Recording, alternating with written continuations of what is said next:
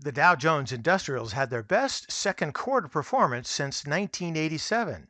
The S&P 500 had its best second quarter since 1998, and the Nasdaq Composite had its best second quarter since 1999. All of this as the economy tries to reopen after the coronavirus lockdown. However, uncertainty is still raised with a number of the United States reversing their reopening plans as the coronavirus spikes again.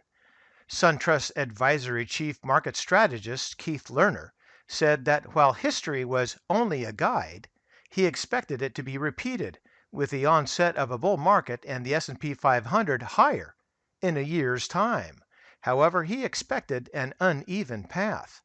According to Lerner, the S&P 500's second quarter gain of 20% makes it the fourth best quarter since 1950. Following the top 10 best quarters since 1950, the index has climbed every time in the next quarter with an average 8% advance. Moreover, the SunTrust study found that the index was higher 1 year later, following 9 out of the 10 best quarters with the exception of the 1987 stock market crash. That being said, it appears that the market may be a bit stretched at this moment. There is a reasonable potential for a correction, so continue to be careful and cautious. As for me, my new equipment is on its way.